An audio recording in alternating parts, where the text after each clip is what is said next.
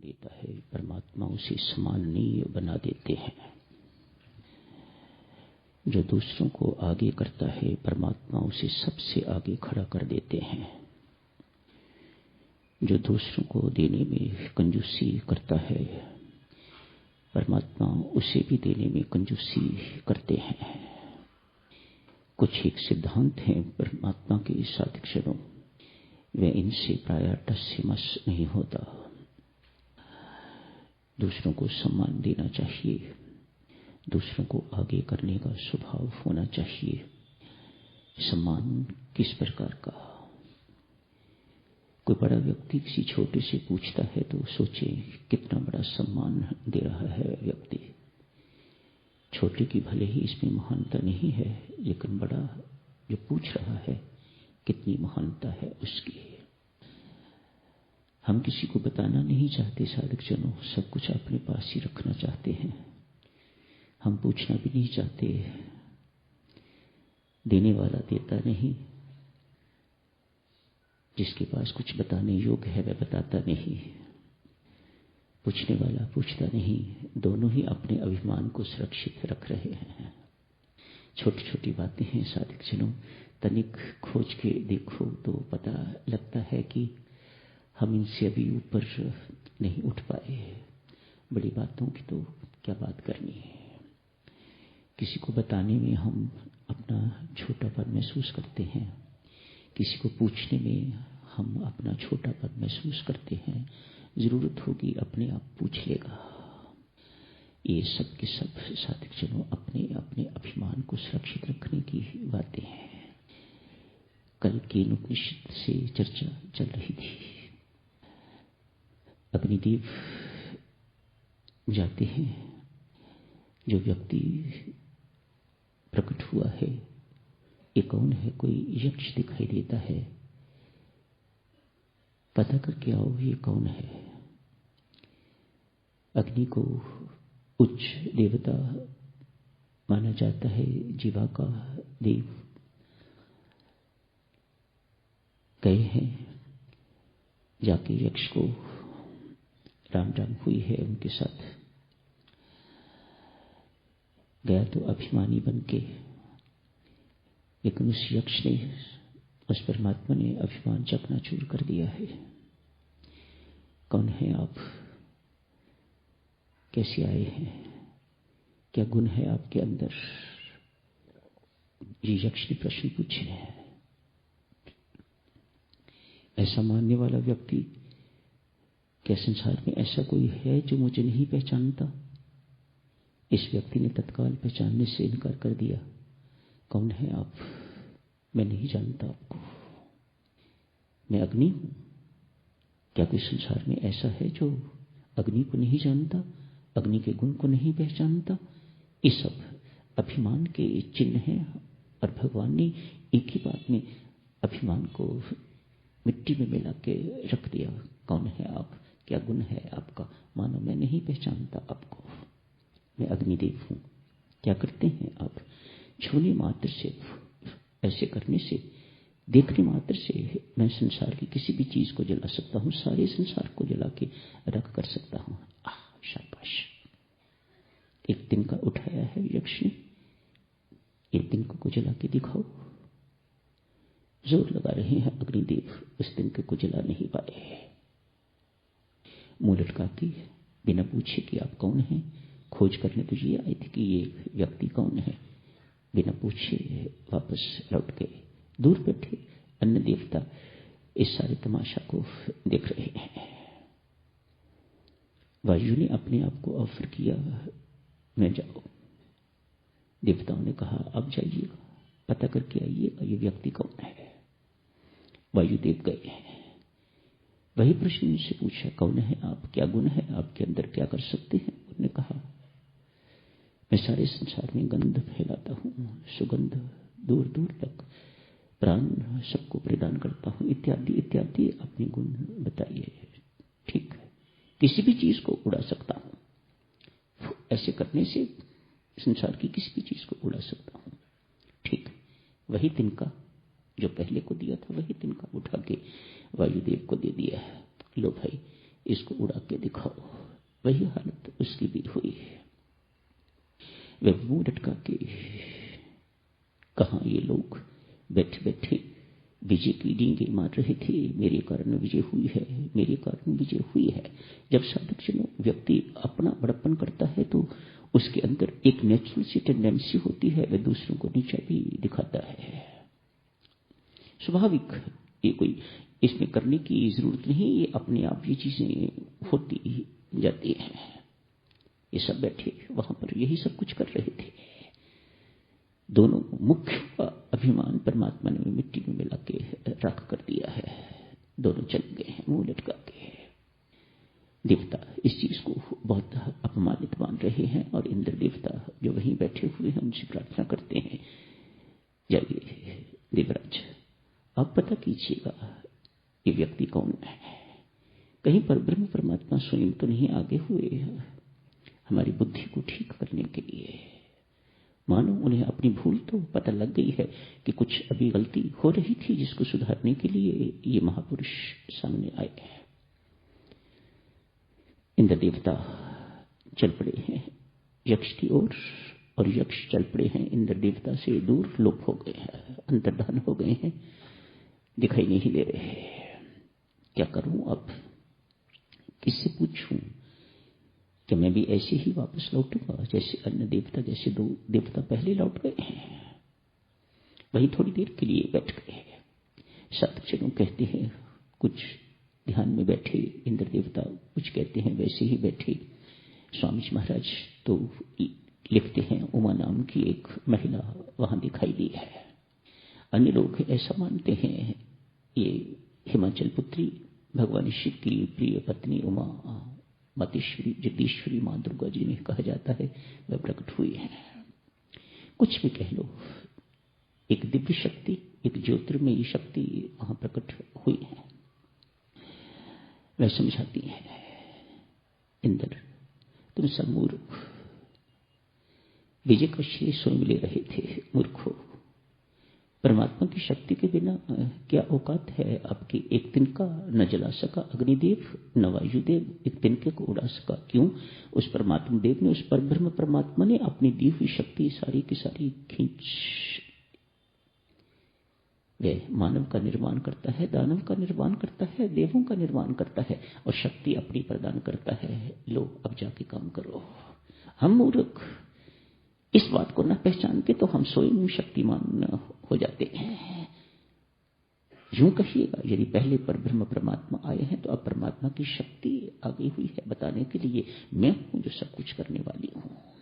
पर ब्रह्म परमात्मा अपने मुख से बेचारे कुछ नहीं बोलते, मुझे आगे कर देते हैं, जा तू इनको समझा, जाके बता इनको, मैं हूं सब कुछ कराने वाली।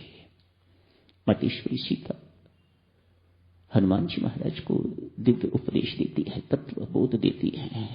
और वहां अध्यात्म रामायण में साधक जनों बड़ा सुंदर वर्णन आता है। वहां वह कहती हैं, क्या तू सोचता है ताड़का को तेरे राम ने मारा था? क्या तू सोचता है भगवान शिव का धनुष भंग करने वाला तेरा राम है? क्या तू ये सोचता है परशुराम का धनुष चढ़ाने वाला तेरा राम है? मां सीता ऐसे शब्द प्रयोग करती हैं, रावण को मारने वाला, मरीच को मारने वाला, इत्यादि इत्यादि जितनी भी घटनाएं हुई हैं, एक एक घटना को लेके मैं हूं ये सब करने वाली। मां सीता तत्वबोध दे रही हैं हनुमान जी महाराज को। भगवान राम के कहने पर सीते हनुमान को तत्वबोध दो, प्रदान करो। अध्यात्म रामायण में इस बात का वर्णन आता है। अरे तेरा राम तो इस संसार में इस प्रकार से फंसा हुआ है, ना इधर हिल सकता है ना इधर हिल सकता है। ही सो पैक्ड। इतना किसी चीज, किसी बोतल, कोई डब्बा लो, उसमें किसी चीज को फिट कर दो, आप हिलाना चाहो तो हिल नहीं सकते। बिल्कुल ठीक इसी प्रकार से परब्रह्म परमात्मा की हालत है, वह तो हिल नहीं सकता। इसीलिए ज्ञान ठोक बजा के कहता है, वह परब्रह्म परमात्मा जिसे कहा जाता है वह तो निष्क्रिय है, कुछ नहीं कर सकता। जैसे बहुत बड़ी बैटरी क्या दिखाई देती है? एक बक्सा, उसके अंदर देखो क्या है। जो अंदर है वह है शक्ति, वह शक्ति के अंश हम सबके अंदर साधक चलो विराजमान है। तो हम कुछ क्रियाशील हैं, अन्यथा हम कुछ नहीं करने वाले हैं, बिल्कुल शब्द। मां समझाती है, इंद्र वास्तविक विजय वह नहीं जिसकी दूती आप लोग बजा रहे थे। वास्तविक विजय वह है कि आप अपने देह अभिमान से शून्य हो जाओ, तो ये वास्तविक विजय है, ये असली जीत है। जिसको ये बोध हो गया कि मेरे अंदर अपनी शक्ति कोई नहीं, मेरे अंदर अपना समर्थ कोई नहीं, सब परमात्मा का दिया हुआ है। परमात्मा किसी वक्त भी अपनी शक्ति को खींच के हमें शक्तिहीन बना सकता है, हमेशा बना सकता है। वही होता है, मर जाते हैं क्या होता है, परमात्मा अपनी शक्ति खींच लेता है तो चार भाई उठा के ले जाते हैं उसे जलाने के लिए। अब ये किसी काम का नहीं, शव हो गया है। आज साथियों, उपनिषद सार के अंतर्गत स्वामी जी महाराज ने प्रथम प्रसंग लिया है कर्म। इसमें बृहदारण्यक उपनिषद की कथा का वर्णन आया है। आज अभी थोड़ी समय के लिए उसे शुरू कर लेते हैं, कल जारी रखेंगे उसको।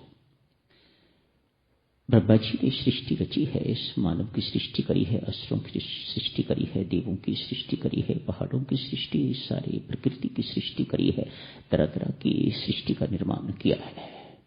सारा ब्रह्मांड बना है, बहुत सुंदर बनाया है। आप देखते हो, आनंदित होते हो, वाह ब्रह्मा जी क्या कमाल कर दी है। आपने सारा का सारा सौंदर्य इसमें डाल दिया है ताकि इंसान देखे तो वह प्रसन्न हो, असुर देखे तो वह प्रसन्न हो, देवता देखे तो वह निहाल हो, हर एक प्रसन्न हो। प्रसन्न किस लिए करना है? इसलिए कि जो प्रसन्नता प्रदान करने वाला है उसकी याद आए, न कि इसमें फंसने के लिए। हर बात ब्रह्मा जी ने जो रची है वह सिर्फ इसलिए कि विधाता की याद आए, उस परब्रह्म परमात्मा की याद आए। फूल देखा तो याद आई परमात्मा की, वाह परमात्मा, काश कोई ऐसा इंसान इस संसार में नहीं दिखाई देता जो इस जैसा फूल बना दे। इतना शानदार, इतना रंगीला, इतना सुगंधित, इतनी सुंदर इसकी महक अपने आप किस ढंग से खिलता है, किस सीक्वेंस में खिलता है। ऐसा नहीं है कि पहले ही ऐसा हो जाता है, ऐसे होता है, फिर ऐसे होता है, ऐसे होता है, ऐसे होता है, ऐसे होता है। आदमी इन बातों को देखता रहे तो हर वक्त परमात्मा की याद स्मृति बनी रहती है, स्मरण बना रहता है। क्या सुंदर सुंदर रंग निकलते हैं। पहले किस प्रकार का होता है फल देखो, पहले हरा होता है ताकि पंछियों इत्यादियों से बचा रहे, उसके बाद थोड़ा थोड़ा उस पर रंग आना शुरू हो जाता है, पक जाता है तो कितना रंगीला हो जाता है फल। जितना रसीला हो जाता है फल उतना पेड़ झुकने लग जाता है। ये सब चीजें परमात्मा की याद दिलाने वाली, ये सब चीजें हमें सिखाने वाली। अरे बड़े बने हो, कुछ बने हो, कुछ जिंदगी में बने हो तो छोटा होना, झुकना सीखो। पेड़ सिखाता है वह जितने पके हुए फल, जैसे जैसे फल पकते जाते हैं तैसे तैसे फल, पेड़ जो है वह नीचे झुकता जाता है। पके हुए फल की तरह एक इंसान को भी झुकना सीखना चाहिए।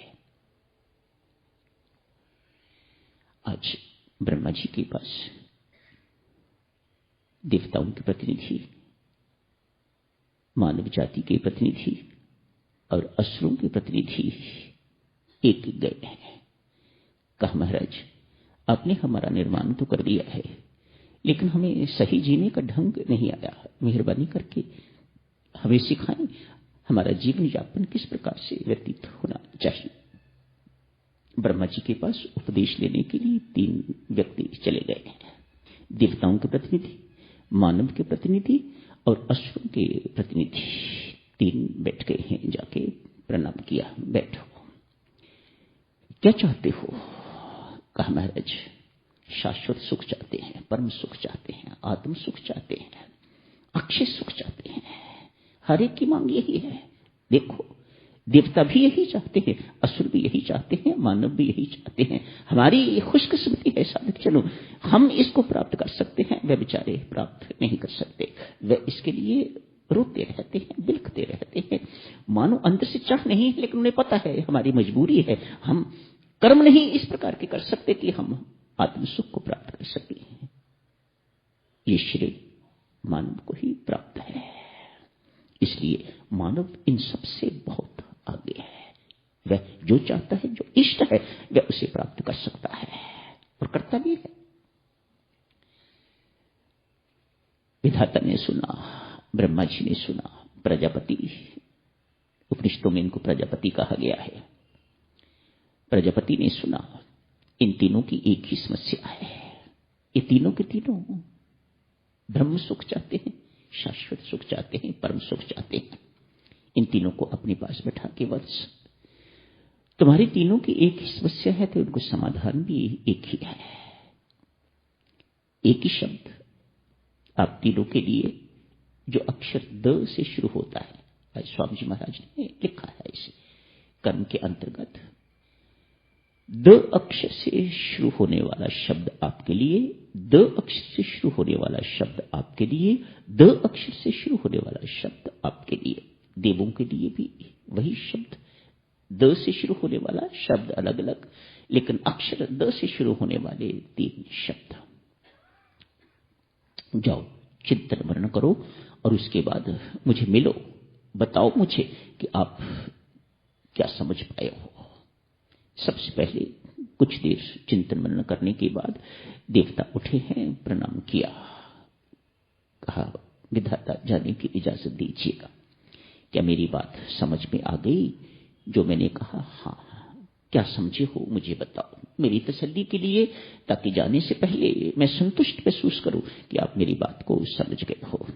देवता प्रणाम करके कहते हैं, महाराज आपने हमें हुक्म दिया है, हम बहुत विषयी हैं, हम अपने जितने भी पुण्य किए हुए हैं उनका क्षय कर रहे हैं, उनका भोग रहे हैं, और भोगने में बड़े माहिर हैं, हम खूब भोग रहे हैं। वहां पर हमें किसी प्रकार की कोई डिफिकल्टी नहीं है, न हमारा इंद्रियों पर संयम है, न हमारा मन पर संयम है, किसी चीज के ऊपर हमारा कोई संयम नहीं है।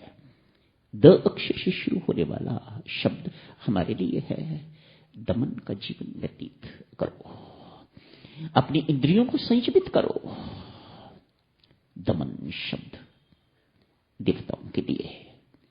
कल कर लेंगे चर्चा साधक जनों बाकी 2 शब्दों की। मानव को क्या कहा है, क्या शब्द उनके लिए हैं, असुरों के लिए क्या शब्द है। बहरहाल याद रखिएगा, तीनों शब्द अक्षर द से ही शुरू होते हैं। मानव को दान करने के लिए कहा है और असुरों को अपने स्वभाव पर दमन करने के लिए कहा है। अपने स्वभाव पर काबू रखो। देता है परमात्मा उसे सम्माननीय बना देते हैं। जो दूसरों को आगे करता है परमात्मा उसे सबसे आगे खड़ा कर देते हैं।